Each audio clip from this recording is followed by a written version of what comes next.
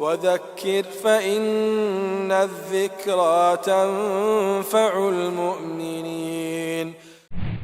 إن الحمد لله نحمده ونستعينه ونستغفره ونعوذ بالله من شرور أنفسنا ومن سيئات أعمالنا.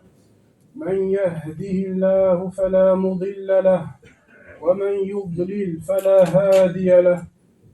أشهد أن لا إله إلا الله وحده لا شريك له، وأشهد أن محمدًا عبده ورسوله صلى الله عليه وسلم. يا أيها الذين آمنوا اتقوا الله ولا تموتن إلا وأنتم مسلمون. أما بعد، فإن خير الكلام كلام الله، وخير الهدي هدي محمد صلى الله عليه وسلم، وشر الأمور محدثاتها، وكل محدثة بدعة، وكل بدعة ضلالة، وكل ضلالة في النار. أيها المسلمون، هل بنيت البيوت بالأساس دون الآثاث؟ فبالطبع الجواب لا. ومن هنا قاعدة اتفقت عليها جميع العقلاء، أنه ما من شيء يقوم إلا وله ركن وأساس، وهذه قاعدة صحيحة في الأمور الدينية والدنيوية. فلو صلى شخص وترك تكبيرة الإحرام أو ترك سجدة واحدة فلا صلاة له. وكذلك من يريد أن يحصل على شهادة مدرسية فلا بد من المراجعة وبذل الجهد. On loue Allah subhanahu wa ta'ala, on le remercie pour l'ensemble de ses bienfaits et on cherche refuge auprès de lui contre le mal de nous-mêmes ainsi que le mal de nos fautes. Quiconque Allah guide, nul ne saura l'égarer, et quiconque Allah égare, nul ne saura le guider. Je témoigne et j'atteste qu'il n'y a de divinité en droit d'être adoré, si ce n'est Allah le sublime et l'exalté. Et je témoigne et j'atteste que Muhammad alayhi salatu wassalam est son serviteur et son messager. Ceci étant dit, une question à laquelle je n'attends pas de réponse. A-t-on construit les maisons en y plaçant les meubles et les décorations avant les murs et les fondations? Il ne faut aucun doute que la réponse est non. Et il existe une règle, un principe sur lequel l'ensemble des gens doués de raison sont unanimes. Ce principe qui n'est autre qu'il n'y a pas une chose existante sans que celle-ci ne possède des bases et des piliers. Et cette règle, elle est valable à la fois dans les affaires religieuses comme dans les affaires de dunya. Si une personne est amenée à prier et délaisse le premier takbir ou délaisse une prosternation, sa prière ne lui sera pas comptabilisée. Également, celui qui souhaite obtenir un diplôme, mais qui ne fournit aucun effort et pas de révision, il n'atteindra pas son but. Car en délaissant le pilier, il sera privé du résultat. ثم اعلموا رحمكم الله أن الإيمان والإسلام داخلان في هذه القاعدة. فعن أبي عبد الرحمن عبد الله بن عمر رضي الله عنهما قال: سمعت رسول الله صلى الله عليه وسلم يقول: بني الإسلام على 5: شهادة أن لا إله إلا الله وأن محمد رسول الله، وإقام الصلاة، وإيتاء الزكاة، وحج البيت، وصوم رمضان. ولما سأل جبريل النبي عليه الصلاة والسلام عن الإيمان قال: الإيمان أن تؤمن بالله وملائكته وكتبه ورسله واليوم الآخر وأن تؤمن بالقدر خيره وشره. ومعرفة هذه الأركان والعمل بمقتضاها أول وأعظم واجب على المسلم، ثم تأتي بعدها سائر الأعمال لتكمل الدين. وذلك هو نهج النبي عليه الصلاة والسلام وكذا أصحابه.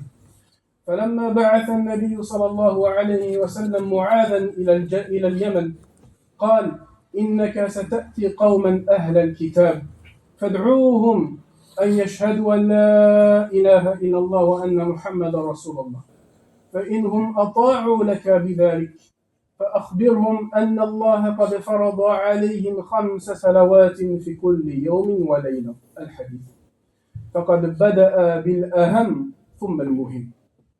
وعن جندب بن عبد الله رضي الله عنه قال كنا فتيان عند رسول الله صلى الله عليه وسلم وكنا نتعلم الإيمان قبل أن نتعلم القرآن ثم تعلمنا القرآن فازددنا به إيمانا. Et sachez, après avoir pris connaissance de cette base, que l'islam et la foi sont concernés par cette règle. Comme il est venu dans le hadith de Abdullah ibn Umar, il nous dit, j'ai entendu le prophète, alayhi salatu wa salam, dire, l'islam est bâti sur 5 choses, les fameux 5 piliers de l'islam. Premièrement, l'attestation de foi, l'accomplissement de la prière, l'acquittement de la zakat, l'accomplissement du pèlerinage et le jeûne du mois de Ramadan. Également dans le hadith de Jibril, le connu, où Jibril est venu questionner le prophète alayhi salatu wa salam sur la foi, et le prophète de lui répondre, la foi est que tu crois en Allah, en ses anges, en ses livres, en ses messagers au jour dernier, ainsi qu'au destin, qu'il soit bon ou mauvais. Et la connaissance et la mise en application de ces piliers est la première et la plus importante des obligations pour le musulman. En découlera de cela le reste des actions dans le but de renforcer la foi. Et cela, c'est-à-dire commencer par les piliers, c'est le manhaj, c'est la voie du prophète alayhi salatu wa salam et de ses compagnons. Comme lorsque le prophète alayhi salatu wa salam envoya Mu'adh pour faire da'wa des chrétiens au Yémen, il lui dit, je vais aller voir un peuple des gens du livre. Appelle-les d'abord à l'attestation de foi, le tawhid, qui est la plus grande et la plus importante des actions. S'ils t'obéissent dans cela, informe-les qu'Allah leur a ordonné 5 prières de jour et de nuit. Et donc ainsi, il a commencé par le plus important pour aller vers l'important. Et dans le athar de Jundub ibn Abdullah, qui est un compagnon, il nous dit, nous étions des jeunes à l'époque du prophète alayhi salatu wassalam, et nous apprenions la foi avant d'apprendre le Coran. Puis nous avons appris le Coran et notre foi en celui-ci a augmenté. Et donc il est important de comprendre une chose, c'est que si cela est la voie du prophète alayhi salatu wassalam, alors celui qui ne fait pas cela de la bonne manière ne suivra pas la voie correctement. Ainsi celui qui vient, qui nous dit, j'ai un bon comportement, je suis gentil, je ne fume pas, je ne bois pas, mais simplement je ne fais pas la prière. Ah mon frère, si tu es le plus gentil du monde mais que tu ne fais pas ta salat quand Allah te l'ordonnera, ton bon comportement ne te sera pas profitable. Et cela est valable dans la da'wa également. En fonction des gens qui vous avez en face de vous, il faut faire preuve de priorité. Si on a une personne qui est noyée dans les ténèbres des péchés, des mauvaises croyances, et que tu lui parles de sa coupe de cheveux ou de sa paire de chaussures, alors tu n'as pas compris le fondement de cette da'wa. Et pour terminer cette première partie, je voulais citer une image. La foi, l'iman, est un peu comparable à une voiture de collection. Une voiture ancienne. Pourquoi? Si cette voiture-là, je la mets en sécurité, que je la nettoie régulièrement, que j'en fais l'entretien, que je la préserve des gens qui pourraient lui causer du mal à cette voiture, en l'habillement, en la rayant, qu'est-ce qui va se passer? Ma voiture va prendre en valeur et va augmenter. Eh bien la foi, c'est assez similaire. Celui qui ne s'en occupe pas, celui qui s'en occupe et qui la préserve des gens qui pourraient lui causer du tort, sa foi va augmenter. Mais à l'inverse, si vous délaissez cette voiture, que vous la mettez dans la rue, sous la pluie, sous les intempéries, devant les gens qui pourraient l'abîmer, qu'est-ce qui va se passer? Votre voiture va diminuer en valeur. Voire pire, la rouille va commencer à s'installer. Et si la rouille s'installe et qu'on ne fait pas l'effort de l'enlever tout de suite, elle va proliférer jusqu'à qu'il soit presque impossible de l'enlever. Eh bien c'est pareil avec la foi. Tu ne travailles pas ta foi, tu ne cherches pas à la renouveler, à éloigner ta foi de celui qui pourrait lui causer du tort, sache que ta foi va obligatoirement diminuer. Et qu'un point noir à l'image de la rouille va s'installer dans ton cœur. Et que ce point noir, au début, même s'il est seul, il augmentera. 2, puis 3, puis tout le cœur devient noir. Et il sera quasiment impossible pour toi de revenir en arrière, si ce n'est qu'Allah Azza wa Jal t'en fasse une miséricorde. أقول ما تسمعون وأستغفر الله لي ولكم.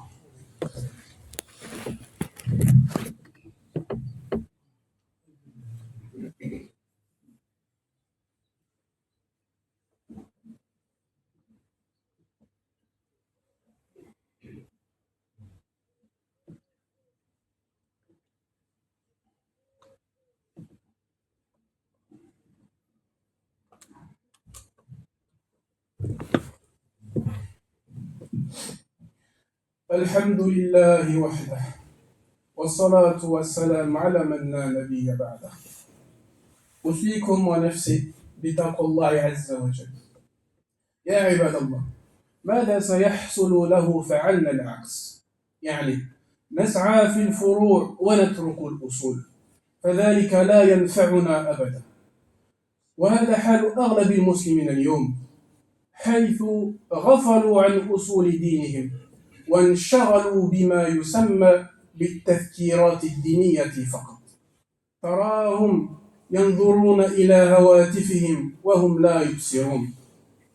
وهنا آية منتشرة بشكل كبير بين الناس، ولكن من تأمل هذه الآية ونظر في تفسيرها والله يخاف.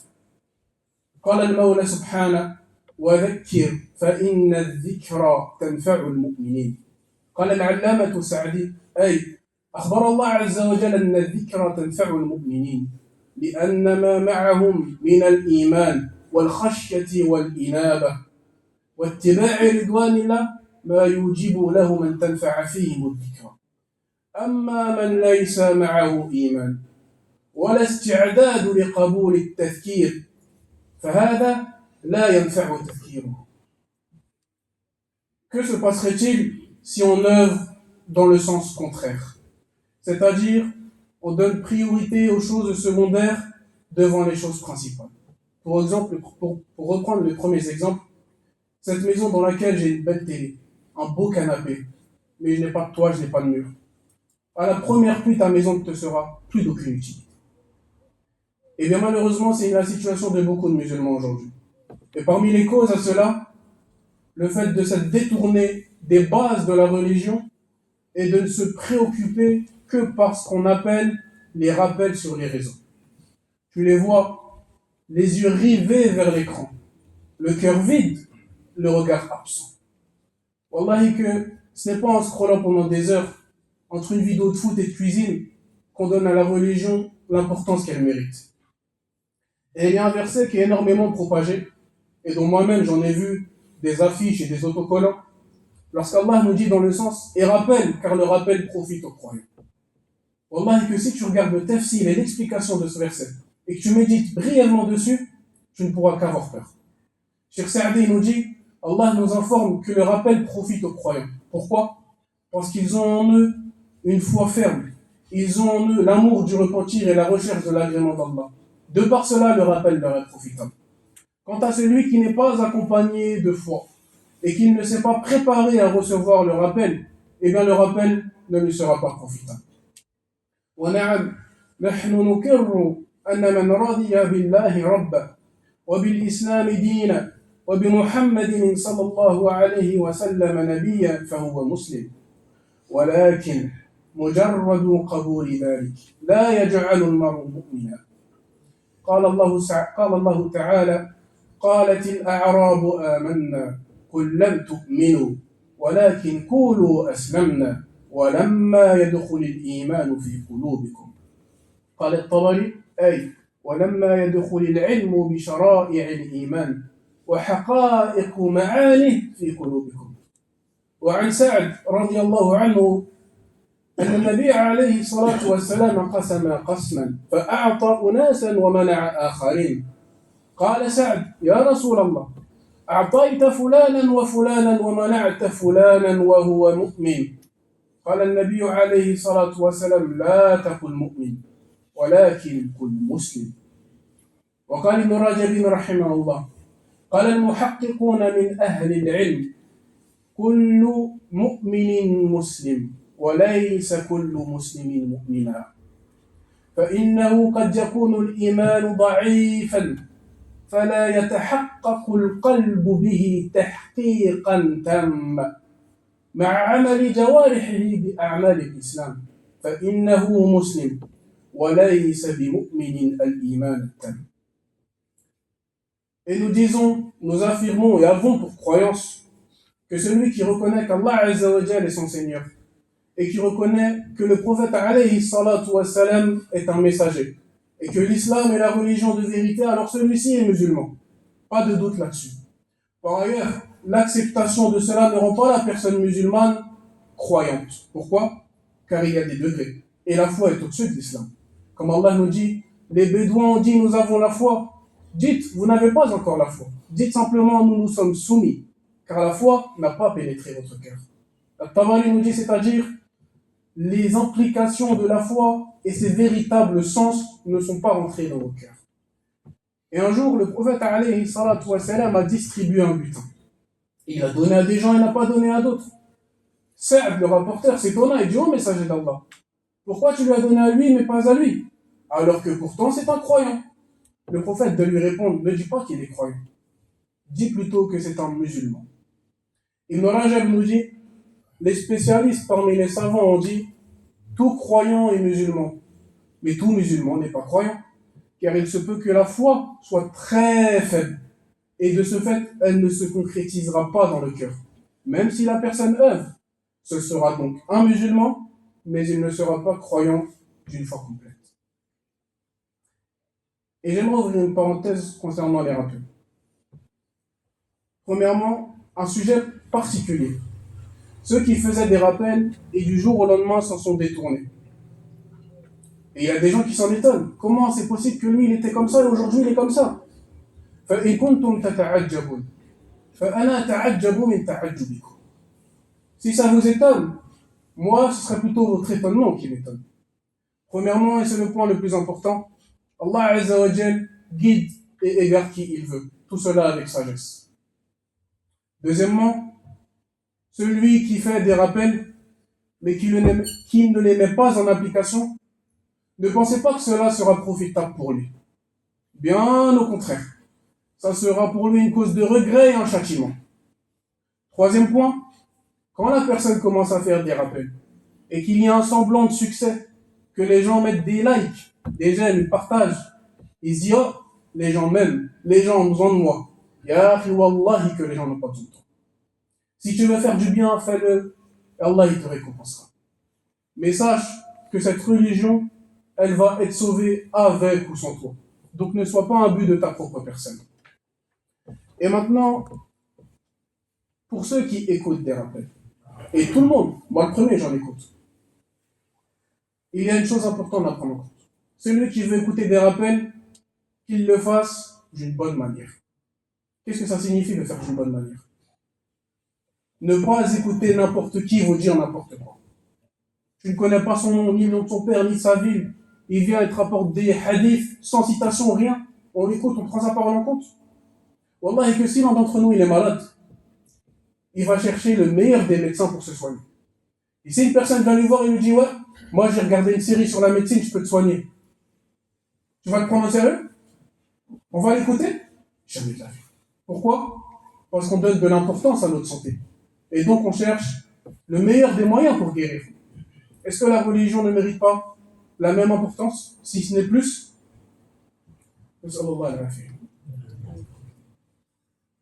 والخلاصة